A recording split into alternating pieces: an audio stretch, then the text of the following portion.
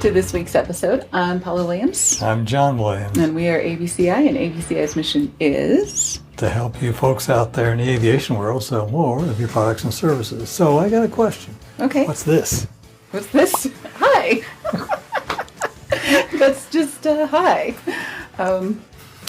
I've been reading some things in Tyler Lessard and Marcus Sheridan's The Visual Sale, and they say talking heads are boring. So, we should wear hats or do things or gesture and other things like that. So that like, you want me to learn to juggle while I'm doing this?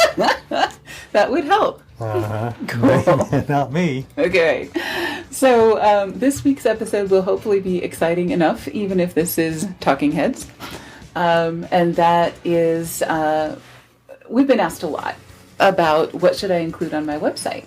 And there are lists upon lists upon lists. I mean, the internet is awash with lists of things that you should have on your website. But to answer the question directly, exactly, it depends. And specifically, it depends for different types of businesses. And I'm not going to go into all of the things that you need on your website as a best practice for any type of business. But today we're going to specifically talk about MROs. Oh, heavens. Yeah, so if you're an MRO or a Part 145 repair facility in FAA parlance, or a engine shop or an avionics shop or any type of repair or upgrade facility for aviation, this episode is for you. If you are something else, tune in next week because we'll be talking about FBOs or charter companies or other types of aviation businesses, right? Yep. Okay, cool. So the thing is, your website should not look like everybody else's. If you can remove your logo and put somebody else there and it says the same thing and there's no difference, that's not good. Well, and what's really interesting is in the aviation industry, a lot of people will just take one of the standard templates and it's almost as if the Latin is still there. The boilerplate text and the standard photography, the stock photography of beautiful airplanes is all just there. And you can't tell whether it's financial services or repair or a charter company. It takes you reading 3 deep into paragraphs to figure out what this company actually does. And you have to do more than invert the picture. Right. To make you stand out and look different. So anyway, these are some of the things that we suggest for MRO type companies. And of course, your results may vary depending on what your primary service is, what your competitive advantage is, and of course we'd be happy to consult with you individually if you'd like us to have a look at your website and make some suggestions, right? Of course. Of course. All right. So the most obvious thing is a list of services, and I think this should be fairly front and center because the first thing people want to know, they don't care what your company is, they don't care how long you've been in business, they don't care any of that stuff until they know, can you help me, with this problem that I'm having right now? I've got an aircraft that needs X. Can you do X, right?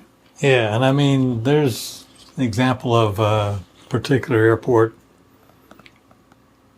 that a lot of big, Gulfstreams fly into. Mm-hmm. They don't have towing services, so that if somebody popped a tire on landing, they can't get it off the strip. Uh-oh. If it put a wheel in the dirt, not yet. Right, so people would be calling. They'll have to I don't know how they're going to do it if that happens. Right, exactly. But you don't want people calling you that you can't help. Right. That just wastes your time and wastes their time when they could be getting help. And frustrate them. Exactly. And then they end up with their first experience with your company being a frustration because you can't do what they want. So thing number 1, I think, is a services list. And the next couple of things that we're going to be talking about also contribute to what people are doing now with their phones, which is a voice search, or even a typed in search. People often ask the question, and you want to think about this from your customer's perspective. Can you do a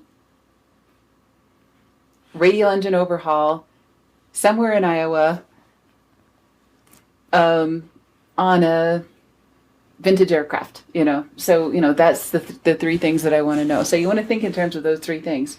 What do I need? What type of aircraft do I have? And where am I located? And if you can answer those three questions in a search, when someone is asking the question, and all of those things are on your website and you come up when somebody types that in or asks Siri or Alexa. It can't be generic, because what might work for a J3 or a 172 is not going to function too well for a 550 or 650 or bigger. So you want to come up in those searches for the services that you provide, the aircraft that you serve, and the locations that you serve. Yep. Right? Yep. Okay. So I would say those are the big three.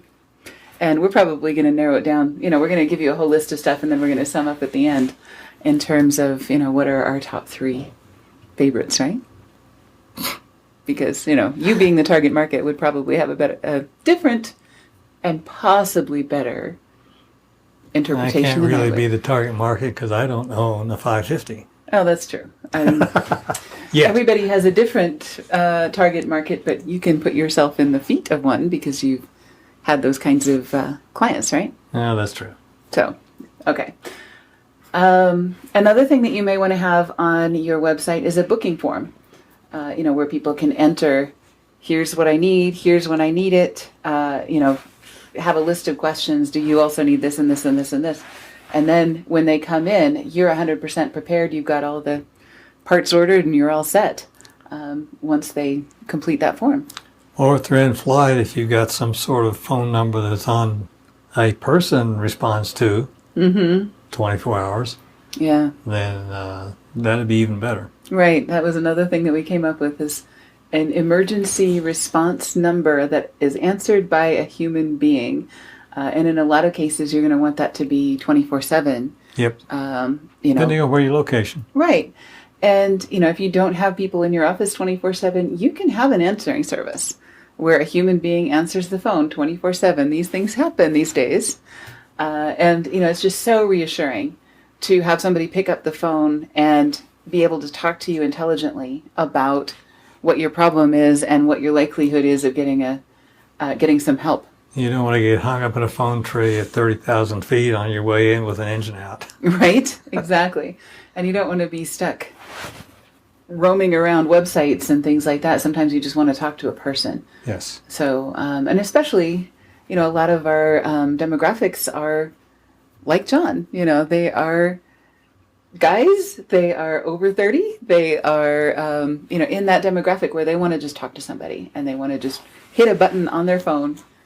So you want to make sure those phone numbers are clickable and that they go to a human being. And if you go to a chat, don't make it an AI chat. Make it a real person. Oh, especially for, these repair situations that can be urgent. You want people to feel reassured. And if you can or can't help them, you want to get them off the phone as quickly as possible and get them onto somebody who can help and that kind of thing, so that you're not wasting their time. Another thing you might want to include, hangar facilities, rental car services, alternate transportation, things like that, things that people might need that make it more convenient for them to choose your location over another They're going one. to be down, the aircraft's going to be down, and where you're working on it, then they'd be nice if they could get a car and go somewhere and spend the night if need be. Yeah, and these are not necessary, but they are nice. If you wanted to do something for extra credit, you could have an article about things to do in your area while your aircraft is being serviced. So, if you've got a choice between two places to take your aircraft to have a service performed, but it's going to take all day or all weekend or, several days, you want to choose a location where you're going to enjoy it, If you have the choice to choose. If you have the choice, and if you're an owner-operator, you have more choice, obviously, than if you're working for somebody else. But even so, you still want to spend your time someplace that you're going to enjoy. So if you're able to put in, here are things to do in your area for a half day or an hour or, 2 days or whatever, if you're in a great hunting or golfing location or any of those kinds of things that are just going to make it more convenient. And you may also want to list places to stay and places to eat so that people feel comfortable it may be a location that they're not familiar with. So, Yep. If they land and taxi over to your place and say, you got it, they get a rental car and say, well, we're going to go down to this restaurant. Call me when it's ready. and we'll be staying at this hotel, and they already know all that. They're good. So those are things that you can include on an MRO website that will really take it a step above the competition and make it not look like everybody else's website, right? Sure. And make you a whole lot more likely to be found for the things that you actually do. Right. Okay, so if we were to sum that up into 3 main points, what are the 3 that you would choose? Probably you need to know a list of services. I mean, a 145's repair station supposedly does everything, but that's to the engine once it's off the airplane or the avionics or whatever. But it's the external services that they should discuss. Make the difference. Okay, so that's 1. Do you have another 2 favorites? Yeah, aircraft types Okay. that you've got. Yeah, some place that serves agricultural aircraft is going to be very different from a place that serves VIP business jets, right? And then it'll be a toss-up. I mean, you need to know about hangar facilities because Okay. if I'm flying my airplane somewhere and it needs to spend the night, you know, if it's VFR and 85 degrees every day, that's one thing. But if it's 100 plus sandstorms or minus 20 and snowstorms, I want my airplane inside.